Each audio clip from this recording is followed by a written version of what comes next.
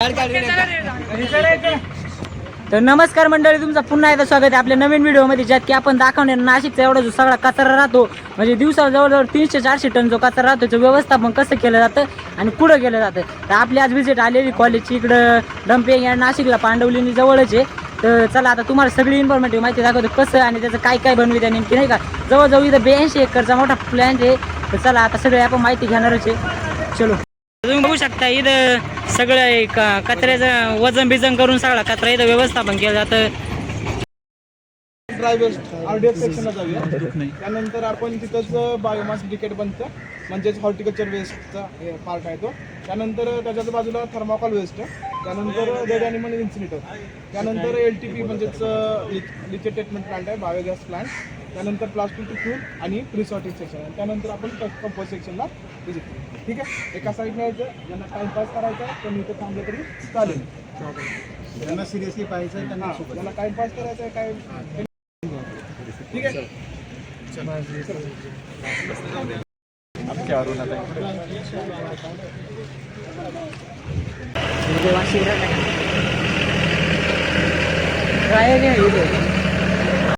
पण त्याच्यावरती कोणती ना कोणती पुढे प्रोसेस होते. ठीक आहे, इथं जे मटेरियल असतं ते पूर्ण ड्राय वेस्ट मटेरियल असतं आणि त्याच्यापासून आपण त्याला सेग्रेट करतो. त्यातूनही आपण मॅन्युअली सॉर्ट आउट करतो. त्यातून जे काही गनी बॅग्स किंवा कॉटन्स वगैरे असेल, जेणेकरून शटरिंग करताना त्याचं ते मटेरियल त्याचं अडकून वगैरे म्हणून शटरिंगमध्ये, त्यामुळे आपण मॅन्युअली सॉर्ट आउट करतो. आणि त्यानंतर ते मटेरियल आपण सेग्रेट करतो. ते जसं की जे काही इंडियन गव्हर्नमेंट ॲक्टनुसार 20% RDF यूज करणं हे त्यांना बंधनकारक आहे.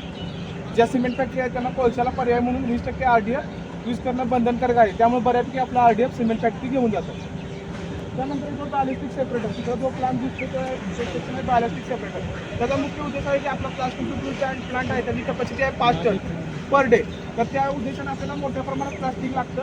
फक्त प्लास्टिक म्हणजे त्यामध्ये जे मल्टीलेअर प्लास्टिक जे येतं MSW ते लागतं. त्यामध्ये पेट बॉटल्स वगैरे यूज करत नाही. त्या उद्देशाने आपण ते इन्स्टॉलेशन केलं आहे. त्यामध्ये आपल्याला वेगवेगळ्या प्रकारचे तीन सेग्रिगेशन होतं. त्यामध्ये हेवी फ्रॅक्शनमध्ये काय, जसं की कॉम्पोनंट सेल्स वगैरे असतात किंवा कधी ग्लास बॉटल वगैरे आले, स्टोन वगैरे आला तर त्याचं सेग्रिगेट केलं जातं. त्यानंतर येतं सेकंडरी फ्रॅक्शन कन्व्हेअरवरती जे काही फूड वेस्ट किंवा व्हेजिटेबल वेस्ट वगैरे जे काही असेल त्याचं सेग्रिगेशन केलं जातं आणि त्याला काही ॲड करत नाही. ॲज इट इज त्याला मॉइश्चर मेंटेन करून त्याला कॉम्पॅक्ट करतो आणि त्यापासून आपण बायोमास ब्रिकेट बनवतो. ते पण आपण ॲज इट इज फ्यूल म्हणून कोळशाला पर्याय म्हणून वापरतो. त्यानंतर याचं थर्माकोल वेस्ट, जे काही थर्माकोल येतं ते कलेक्ट केलं जातं. हे सॅम्पल आहे का रे उधर तुला ला ना, थोडा राहील का तुला हां घेऊन तू इथं नाही, हात नाही लागला. ठीक आहे, आता हा जो तुम्ही थर्माकोल पाहताय तो कमीत कमी 1 ते 2 किलो थर्माकोल आहे.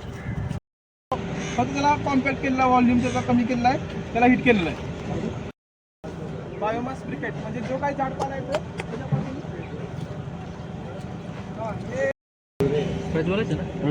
यामध्ये कोणत्याही प्रकारचं केमिकल किंवा ग्लू वगैरे काही ऍड केलेलं नाही.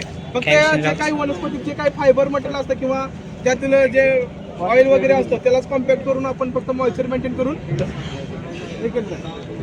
त्यानंतर येतो डेड ॲनिमल इन्सिनेटर. नाशिक शहरातील मृत जनावरे जी आहेत त्यांची विल्हेवाट लावण्याचे उद्देशाने याची कॅपॅसिटी आहे 300 किलो पर आवर्स. आणि याला जे भट्टी आहे त्याचं टेम्परेचर जातं 1000 ते 1200 डिग्री. पूर्ण जे काही मृत जनावरे असेल त्याच्याकडून दुर्गंधी वगैरे पसरू नये त्या दृष्टीने इथं केलेलं आहे.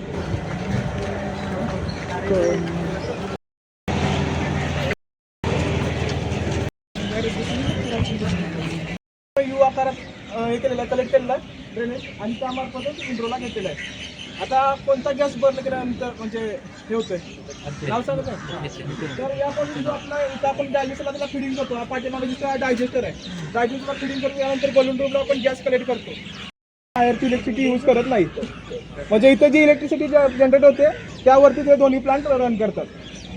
आपल्याला कमीत कमी दिवसाला 250 ते 300 MQ गॅस आपला इथं कलेक्शन होतं आणि त्याच्यावरतीच आपलं 150-200 kVचं पॉवर कन्झम्पशन आपल्याला इथं बनून जातं. आणि त्या दोन्हीवरतीच आपलं ह्या प्लांट चालतो. आणि जो काही गॅस एक्स्ट्राचा बनतो त्याचे बर्नर आपण इन्सिनेटरला दिलेले आहेत, म्हणजे त्या लाईन.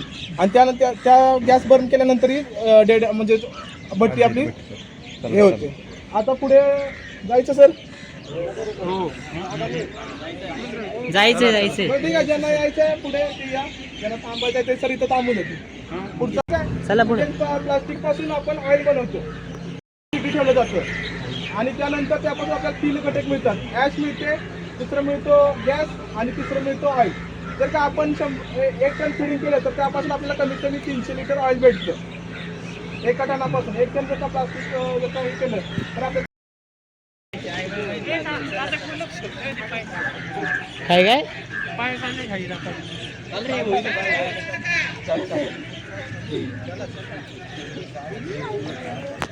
ए चला रे पटापटा. चला रे.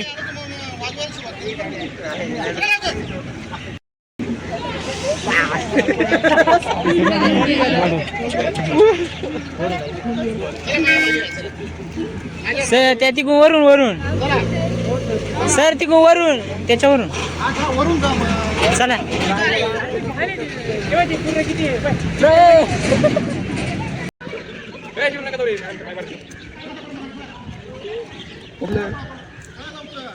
चल ना दिले तू काय वडी पेटे बशी वाघ. रिवर्स गिअर टाकले. तिकडे जागा आहे.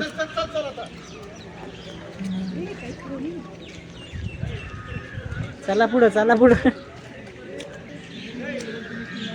म्हणून म्हणलं होतं रूमला जास्त घाण करू नका. हा ना.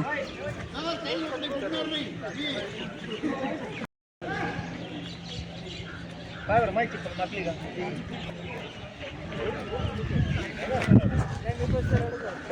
आम्ही बी सरळ चालू इथून पुढे थोडे हे वापरले सेंट पेंट वापरलाय.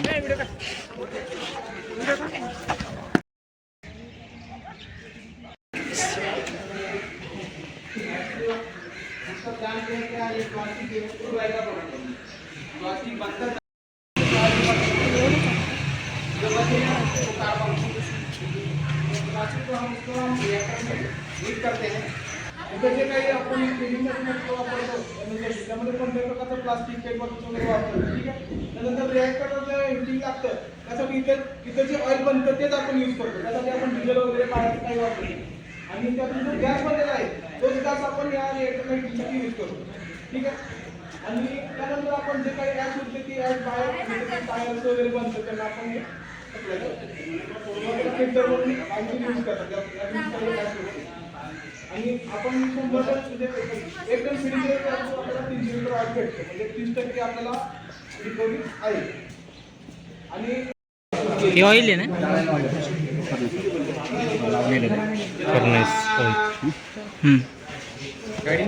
किती रुपये लीटर है?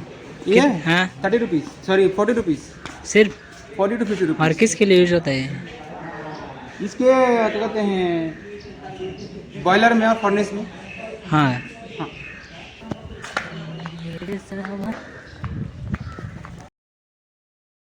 गॅसेस वगैरे निघतात. आणि त्याच्या आधी पाहिला तर आग वगैरे असेल तुम्ही त्याच्यातून गॅसेस वगैरे निघतात. त्यासाठी गॅस वेल पाईप त्यात फिटिंग केलेले जेणेकरून आतले गॅस काही आहेत ते बाहेर निघून जावेत. हां आणि रिलीज होण्यासाठी. आणि त्यानंतर ते गॅस सुद्धा आपण बैसेट कलेक्ट करून जसं इथे पॉवर कन्झम्पशन इलेक्ट्रिसिटी जनरेशन कशीही करू शकतो. ठीक आहे. मला काय शंका आहे का? सापडला था बाई माझा होती चप्पल आहे घालून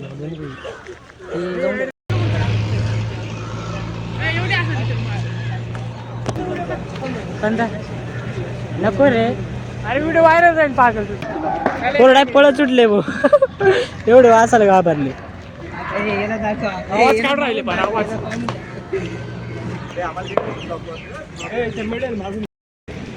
अरे ब्रँडचं नाव सांगायचं राहतं. ब्रँड म्हटलं कॉलेजचं नाव माहिती आहे.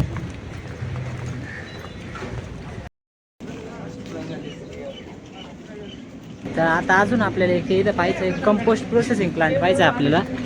तर चला दिसताना तर लय मोठं दिसून राहिले.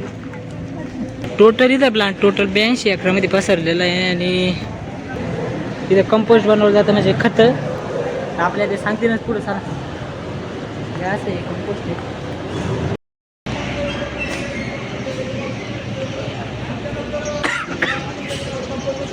जातो.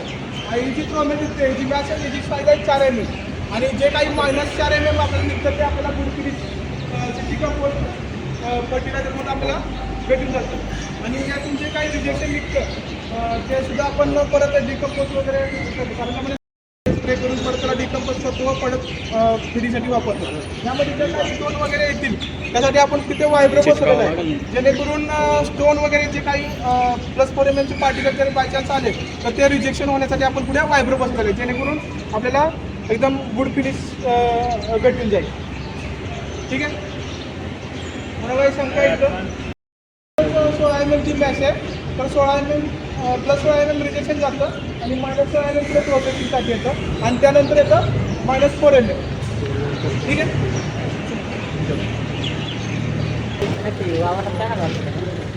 हा कंपोस्ट म्हणजे मग आपल्या शेतीसाठीच आहे ना, दुसरा उपयोग काय असतो कंपोस्टचा?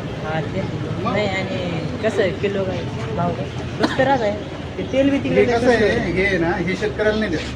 हे डायरेक्ट कंपनीला, त्यांनी कंपनीचे नाव सांगितलं ना, RCF, जुवारी, ठीक आहे, ही बल्कमध्ये उचलतात ते आणि त्यांच्या ब्रँडच्या नावाने विकतात. ते फक्त मिनिमम क्वालिटी स्टँडर्ड सांगून देतात आम्हाला.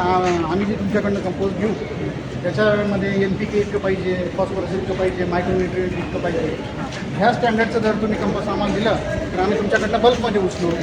हे त्यांना गोण्या पाठवून देतात आणि हे पण त्यांच्याच नावाने डायरेक्ट पॅक होत आहेत बघा. हां आलं लक्षात? मग त्यांचं जे क्वालिटी कंट्रोल जो आहे तो ते ब्रँडचा असतो आणि प्रोडक्ट यांचं असतं. आलं लक्षात?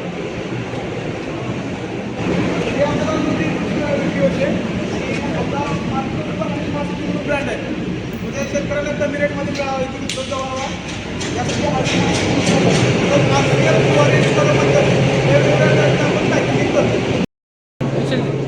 शोयाला भारी रे 300 मॅम पॅकेजिंग आहे डायरेक्ट आहे. प्रमोशन कितीला 210 एक बॅग का? आणि 50 किलोचे सिटी कंपोस्ट आहे, कंपन्यांमध्ये जातं ते कोरोमंडल. तू MSc करायची का? नाही नाही, MSc करून तर भारी वर काय चांगलं आहे चांगलं आहे. तर अशा प्रकारे टोटल आपल्या इथं कचऱ्याचं पूर्ण नाशिकच्या कचऱ्याचं इथं व्यवस्थापन होतं. इथं म्हणजे प्रायव्हेट कंपनी हँडल करते, PPP नावाची कंपनी ती हँडल करते सगळं आणि इथं सगळं त्याला प्रोडक्शन अख्खं कंपनी येऊन जाते.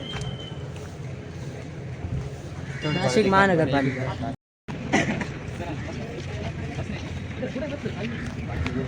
बसायला बाकडी बिकडे पाहिजे होतं.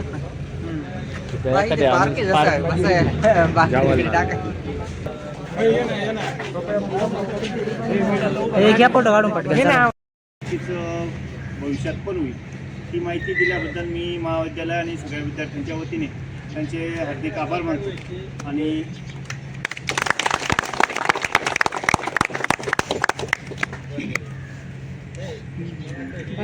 इथून पुढे तुम्ही वेस्ट मॅनेजमेंटमध्ये पार्टिसिपेट व्हाल अशी अपेक्षा करतो. जो तुम्ही जर असेल पार्टिसिपेट व्हाल म्हणजे तुम्ही जो घरून कचरा देता तो जर ओला आणि सुका कचरा जरी तुम्ही सेपरेट करून दिला तरी त्यांची बरीचशी 50% प्रोसेस काय होईल, कमी होईल. तर तेवढी हे करा, कारण की आपल्याला इथं आल्यावर एवढा काय होतो, दुर्गंध येतोय. मग ते कर्मचारी ज्यावेळेस काम करतात त्यावेळेस किती हे असेल. त्याच्यामुळे आपण जर स्वतःचा कचरा सेपरेट करून दिला तर याची प्रोसेस कमी होईल. ठीक आहे.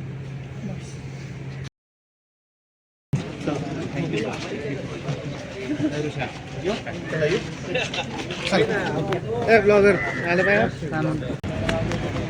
हात पाय धुवा पटापटान चालला आता.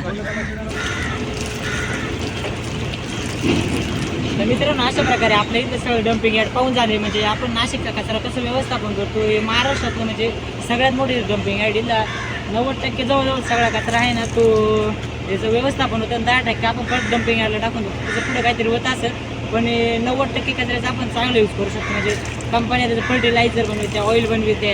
इथं म्हणजे आपलं जे मृत जनावर राहते, प्राणी राहते ते मेलेले त्यांना पण जाळण्यात तिथं मोठे इन्सिनेटर म्हणून एक आहे. म्हणजे सगळी माहिती नाही का आता. तर चला ही इन्फॉर्मेटिव्ह माहिती तुम्हाला कशी वाटली कमेंट करून नक्की सांगा आणि लाईक शेअर सबस्क्राईब करायला विसरू नका.